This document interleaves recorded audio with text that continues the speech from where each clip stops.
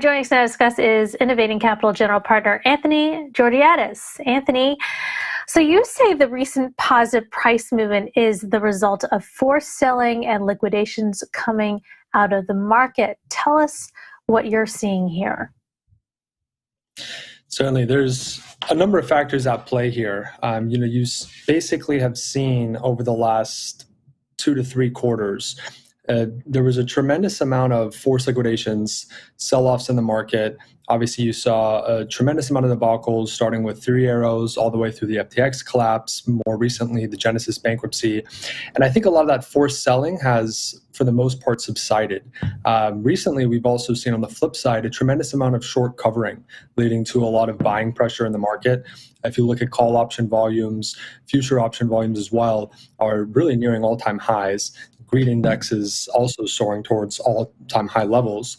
But I really think that the bigger factor here, way beyond technicals, has to do with a lot of the market's anticipation on some of the softer economic indicators. If you look at general monetary policy, markets are now starting to price in certain rate cuts on the forward-looking basis, if you look at the yield curves specifically speaking. And I think the part that we need to be mindful of here is that the market's certainly hearing what it wants to hear, but ignoring the broader indicators from the Fed that they're going to keep rates higher, longer, and the accumulated weight of those rates need to actually be high enough to have us hit basically what could either be a soft or hard landing. So I think it's a little too bullish and optimistic to think that we're out of the woods here yet.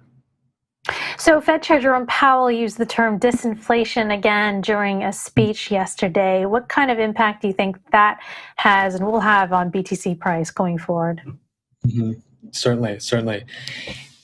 We're in one of those scenarios. If you look at the next couple of weeks, inflation data, economic data, inventory reserve data, all of these economic indicators are certainly starting to compound and will be huge inputs to the Fed's next rate decision coming in a couple of months here. And I think it's one of those scenarios where bad economic news is actually good market news, because it actually means that the Fed's job has actually been permeating through the markets faster than we're anticipating, and even faster than what Powell had kind of alluded to over the last couple of days here as well. All right. Let's take a look at some of the technical indicators. I just mentioned the golden cross, so many in the crypto investing realm are excited because Bitcoin is heading toward this so-called golden cross, which happens when a short-term moving average, and in this case the 50-day moving average, crosses a longer-term one, in this case the 200-day moving average. Do you read it or see anything into that in terms of technical indicators? Technical indicators a lot of times can be self-fulfilling prophecies in and of their own right, especially in kind of the shorter immediate term. Innovating Capital isn't necessarily in the business of pure trading. I kind of caution general traders in the market to strictly rely on technical analysis, specifically when we're in such an unprecedented period in time of really shifting monetary policy. This is monetary policy and tightening to, as you mentioned, combat inflation. If you look at 2000, 2007, those weren't similar sorts of periods where QT was coming in place to combat inflation. So this is a very uncertain time without respect, and it's certainly sensitive to high-risk assets and risk-on assets like Bitcoin and crypto. And so who do you think is driving the Bitcoin price right now? Is it new institutional investors? Is it the hodlers? What are your thoughts on, TradFi investors also rethinking crypto in the wake of FTX?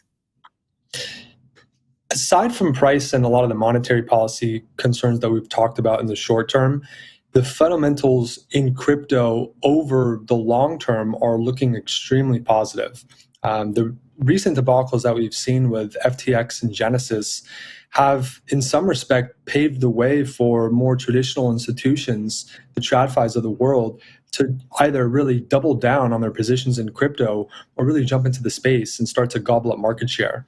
You've seen Fidelity recently doubling down on its offerings. BlackRock, really for the first time, is coming in off the sideline. BNY Mellon, recently launched a new service for crypto custodianship. And then you obviously saw the launch of the exchange EDMX by titans like Fidelity, Schwab, and Citadel Securities. So certainly see obviously a lot of positive momentum with regards to what the long-term prospects look like. And, I think, of course, that's led to some of the recent price pressure as well. If you could give me your short to end of year outlook on Bitcoin, what would that be? You're better off asking Powell than myself here. Those things are highly correlated at this point in time. Then, again, right, we don't necessarily speculate on price in the short term. We're long-term holders of this asset class, and we think that where Bitcoin will be in years from now will be multiples of what we've seen even at its all-time high. All right, Anthony.